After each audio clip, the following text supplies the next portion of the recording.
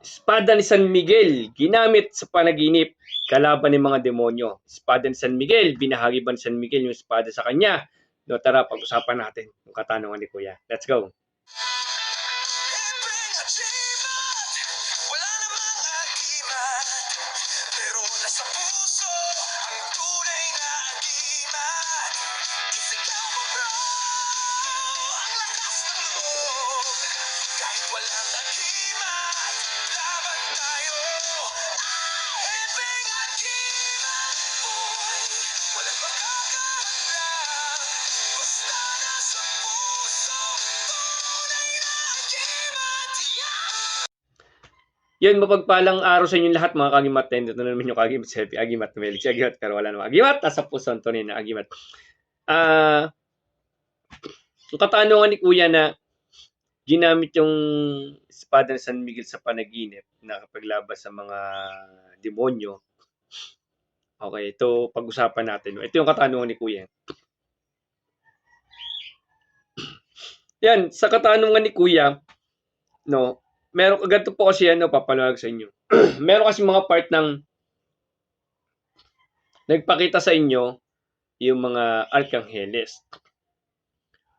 Pero pag si San Miguel kasi, madala kasi magpakita si San Miguel sa mga kahit sa panaginip.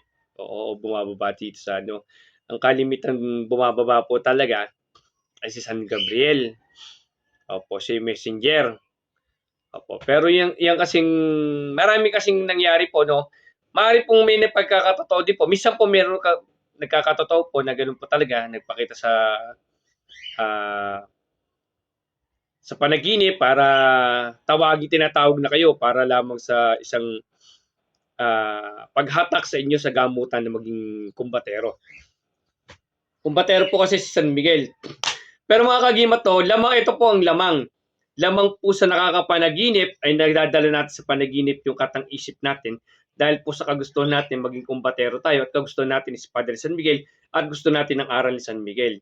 Marami po ganan. Huwag ko may magagalit sa akin. Ito yung katanungan po ni Kuya. Kung kayo against po sa aral namin, i-skip lang po kayo at ayaw ko din po ng pagtatalo. Ito po ay sabi sa mga experience ko po at sa mga nakasalumuha ko rin po at sa mga nakasama ko, tatanong ko rin sa mga iba't ibang kasamahan natin. Marami po kasing nadadala ng panaginip. Yung sa sobrang aral din natin sa spiritual, sample, nag-focus tayo kay San Miguel, nadadala po natin yan sa panaginip. At pagdating natin sa panaginip, nandun na po yung nagiging katang-isip na po yung panaginip natin. Hindi po siya katotohanan. Nadadala po natin. Pagka gusto natin San Miguel, gusto natin ng medal ng San Miguel, gusto natin ng mga orasyon ng San Miguel, gusto natin ng pamarusan ng San Miguel. Pag natulog po tayo at lagi po nating naiisip yan, nadadala po natin sa panaginip, hindi po katotohanan sa panaginip yung nakita niyo talaga. Naging katang-isip niyo na lamang po. Huwag po kayong mga galit. Sinagot ko lang po yung katanungan niyo. At meron naman po, madalang po kasi yan na magpakita din talaga San Miguel po sa panaginip. Kalimitan nagpapakita po talaga ay si San Gabriel po. Si San Miguel po ay madalang po magpakita sa mga ganang pong pagkakataon po. Apo. Meron naman po nangyari, madalang na tinatawag sa gamutan. Pero yun po, ang inaano ko po sa inyo, ang magipapayo ko po sa lahat po na nagbe-base sa panaginip, huwag po kayong mag-base sa panaginip. Mag-base po kayo sa aral.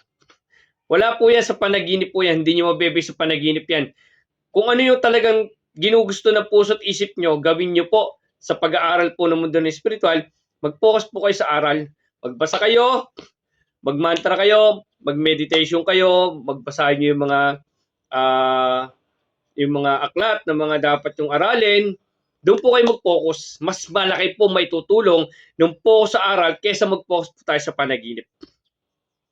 Panaginip, third eye. Kaysa mag-focus po tayo sa ganun, i-focus po natin sa pag-aaral po, pagbabasa po. At bibigyan ko idea, kung kayo po'y gagamit ng mga panggilit, ay matagal ko na rin pong naipaliwanag to. Kung gagamit po kayong panggilit, ay mag-iingat po kayo. Hanapin niyo po yung pamilya na panggilit. Yung panapos, pamarusa. Tingnan niyo po yung mga pamilin. Huwag niyo pong gagamitin bigla-bigla po yung mga panggilid po nila San Miguel ng mga 7 Arcanggeles. Dahil po may mga pamilya niyan. Alamin po natin yung pamilin. Kung para saan ba yung pamilin at kung anong dapat yung gawin muna bago nyo gamitin yung panggilid ng San Miguel. Meron po kaya bibigyan ko idea. Dati ko na po binigay ito kung kayo nanonood po ng ibang video ko. Napaliwanag ko rin po yan kahit sa mga live ng Facebook at YouTube natin.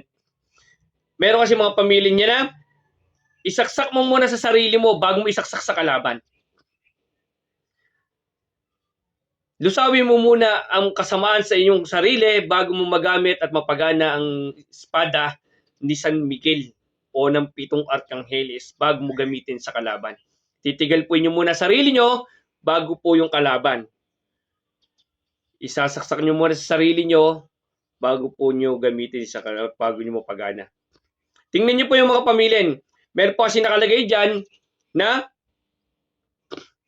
kung gamitin man ang espadang ito sa tao na wala naman talagang sapi at nagsasapi-sapian lang, pag may nangyari sa tao, ay doble ang pakalit sa'yo. Kung mamatay man ng tao na yung ginagamot dahil sa pagkakamali mo, na ginamit mo espada pero nagkukunya-kunya rin lang pala yung at nagkaroon siya ng problema, isasamahin mo sa buhay o sarili mo ang mawawala din sa buhay. Mawawala sa mundo. Yun po yung mga pamilya. Kaya po sa mga, lagi ko sinasabi, yung mga kumbatero po nag-aaral na bago pala, lalo marami ngayong mga bata nag-aaral, ano yun nyo po? Saliksikin nyo maigi yung mga ganyan po, no? At saka yung mga pamilin po. O ano yung pamilin po sa mga ganan, bago nyo po gamitin. Baka po magkaroon kayo problema. At pagka nangyari po gano'n, kalimitan po yan, minamalas po tayo. Kaya po ingat po lagi, no? At sa mga nag-aano po, no? Ganun po ulit, no? Pasabi ko sa inyo, huwag nyo kayo mag-focus sa mga third eye, huwag kayo mag-focus sa mga panaginip, mag-focus po sa aral. Sana makatulong sa inyo konting kalaman yung kagimat, sepi, agimat, pelik sa agimat, pero wala sa agimat, sa puso, tunay na agimat. Yun po, no? Focus sa aral, huwag po kayo mag-focus sa mga aura-aura, panaginip, mga third eye-an. Huwag po kayong maganan, yung mga Encanto boys, huwag po kayong gaganan. Mag-focus po kayo sa mismong aral po. Yung mga sinasabi ko, mga pamilin, magbasa ng aklat, tapos yan ganun po, magamit nyo na po. Tapos tanong-tanong na lang po sa mga iba ng idea. Maraming salamat. God bless inyo lahat.